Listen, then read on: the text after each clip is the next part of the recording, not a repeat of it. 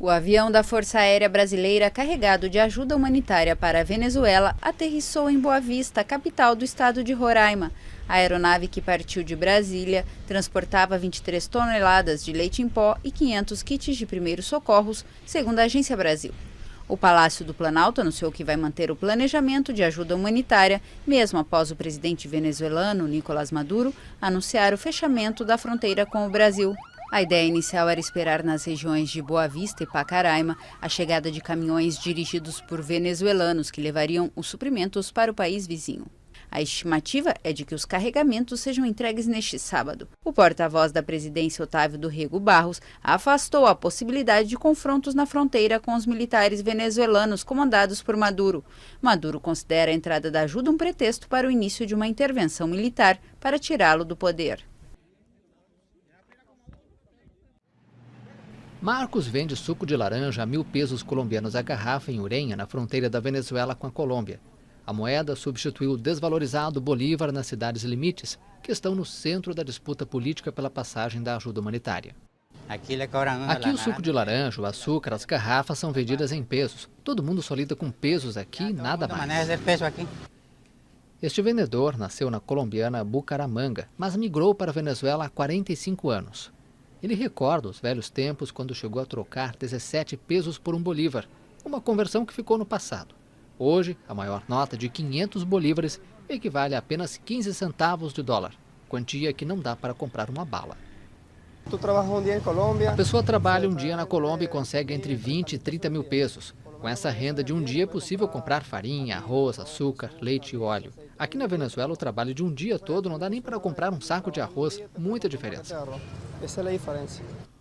O bolívar se desvalorizou mais de 98% desde que o presidente Nicolás Maduro lançou em agosto passado o último programa de reformas econômicas. O plano incluiu novas notas que cortaram 5 zeros da moeda. 100 mil bolívares passou a ser apenas um bolívar. Mas em alguns meses, o pouco efeito da medida foi consumido pela hiperinflação, que o FMI projeta em 10 milhões por cento em 2019. Em muitos casos, os bolívares só valem mesmo como material para a arte. Na Venezuela, a nota de bolívar não serve para nada, mas aqui na Colômbia nos ajuda a criar sacos, mochilas, cestas, talões de cheques, vasos, um carro, uma moto. Milhares de venezuelanos cruzam diariamente a fronteira com a Colômbia em busca de medicamento e alimentos escassos no país. A maioria regressa, mas muitos acabam se juntando ao êxodo forçado pela crise. A ONU acredita que cerca de 2 milhões e 300 mil pessoas saíram da Venezuela desde 2015.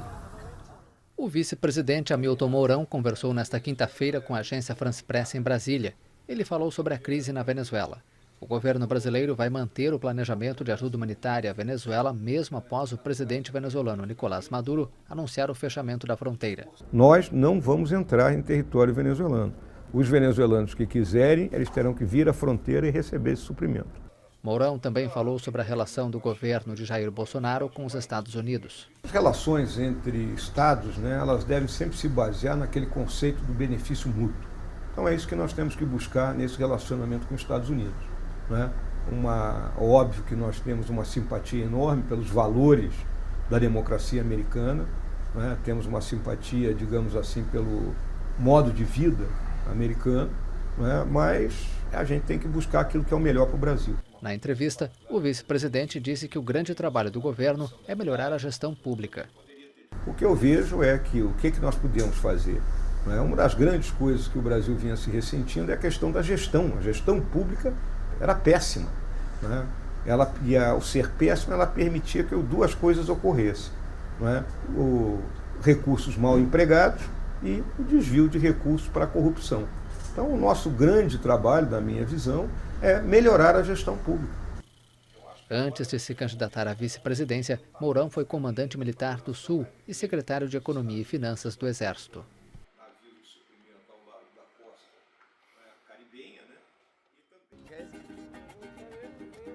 A fronteira entre Colômbia e Venezuela se encheu de notas e versos interpretados por músicos forçados a emigrar em busca de um sustento. Um deles é Victor Roldan, um policial aposentado que se dedica a cantar os joropos, gênero musical característico das planícies destes países. Foi difícil sair de um lugar onde as pessoas te aplaudem, te esperam e você sabe quanto vai ganhar, para vir cantar nas ruas, nos sinais, onde nem sabe quanto vão te dar ou se vão abrir o vidro do carro. Roldan deixou para trás o prestígio dado por 2 discos e seu nome artístico, o Forte da Planície. Mas a maior saudade é da esposa e dos 3 filhos. José Luiz Medina deixou 60 crianças sem aula na cidade de Tinaquiro. Ele decidiu sair da Venezuela quando a situação econômica ficou insustentável. Aqui na Colômbia eu dou aulas particulares de flauta transversa, solfejo, toco com amigos em restaurantes, eventos particulares e na rua, basicamente. Os músicos imigrantes ganham o necessário para se manter em Cúcuta e mandar dinheiro para as famílias na Venezuela. Mas agora a luta entre o presidente Nicolás Maduro e o opositor Juan Guaidó também vai para os palcos. No lado colombiano da fronteira está marcado um show com artistas internacionais, que vai ter a renda revertida para aliviar a falta de comida e remédios. Para Eduardo Pinto, de 21 anos e formado no renomado sistema de orquestras venezuelano, isto é um sinal de esperança. Me enche de alegria que tantos artistas famosos estejam sabendo do que acontece com a gente, porque você vê que não estamos sozinhos na realidade. Mas do outro lado, o governo também vai subir no palco. Foram anunciados 3 dias de shows em meio à recusa de Maduro de receber ajuda humanitária, por considerar uma brecha para uma intervenção militar estrangeira. Na cidade de Pacaraima, na fronteira do Brasil com a Venezuela, houve protesto nesta sexta-feira depois que 2 pessoas foram mortas no lado venezuelano. De acordo com a organização não governamental KPKP, 2 pessoas morreram e 15 ficaram feridas em uma localidade perto da fronteira do Brasil com a Venezuela. As vítimas pertencem à comunidade indígena Pemon. Marcel ficou ferido no confronto. Fechamos a estrada pacificamente para deixar a ajuda entrar, mas eles nem tentaram falar com os nossos representantes. Eles simplesmente tomaram a decisão de entrar agressivamente.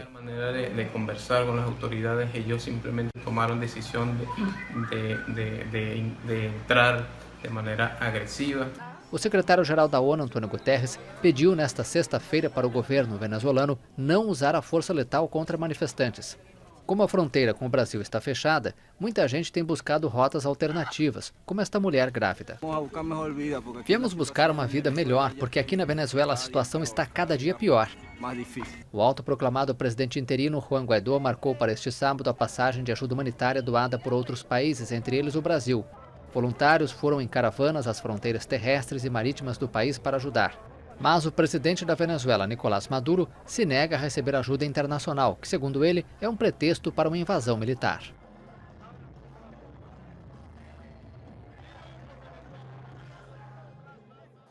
Um avião americano era carregado com suprimentos na base aérea de Homestead, na Flórida, nesta sexta-feira.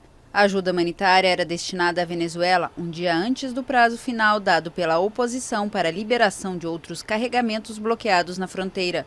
O presidente venezuelano Nicolás Maduro ordenou o fechamento da fronteira terrestre com o Brasil e disse que avalia fazer o mesmo na da Colômbia.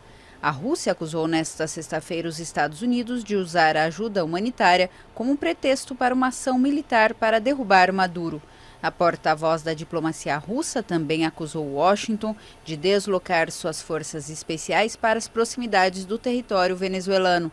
Segundo Maria Zakharova, há informações de que as empresas americanas e aliados dos Estados Unidos dentro da OTAN estudam a compra de uma importante quantidade de armamento e de munições de um país do leste da Europa, com o objetivo de entregá-las a forças de oposição venezuelanas. A porta-voz citou metralhadoras de grande calibre, lança-granadas e munições de artilharia. O presidente da Venezuela, Nicolás Maduro, reafirmou sua decisão de suspender o tráfego aéreo e marítimo com Curaçao. Mesmo assim, este avião carregado com comida e remédios chegou à ilha. Partidários da oposição venezuelana aplaudiram quando o avião aterrissou. O voo partiu de Miami. A situação é tensa na fronteira da Venezuela com vários países. O autoproclamado presidente interino, Juan Guaidó, estabeleceu o próximo sábado como data limite para a entrada de suprimentos. Uma parte está em Cúcuta, na Colômbia. Sob as ordens de Maduro, o exército bloqueou a fronteira e montou barricadas em alguns pontos. Além disso, o governo anunciou nesta quinta o fechamento total da divisa com o Brasil. Maduro rejeita a entrada de alimentos e remédios por considerar uma brecha para uma intervenção militar estrangeira no país. De acordo com a organização não governamental Capé, 2 pessoas foram mortas e 15 ficaram feridas nesta sexta-feira em uma localidade perto da fronteira do Brasil com a Venezuela. Os mortos e feridos pertenciam a uma comunidade indígena Pemón. Isso foi ataque assim brutal, porque a gente estava aí em sua comunidade, tranquilo. Foi um ataque brutal. Nós estávamos tranquilos na nossa comunidade quando chegou a Guarda Nacional que cuida da fronteira. Eles chegaram e começaram a atirar. Os exércitos vieram e começaram a disparar a los indígenas. De acordo com o Grupo de Direitos Humanos, a ação se deu quando a população tentou impedir o exército de fechar estradas que levam à fronteira. A comunidade indígena usa esses caminhos para entrar no Brasil e comprar comida. Na última quinta-feira, o presidente Nicolás Maduro ordenou o fechamento total da divisa com o Brasil. Ele rejeita a entrada de ajuda humanitária por considerar uma brecha para uma intervenção militar no país. La frontera terrestre con Brasil.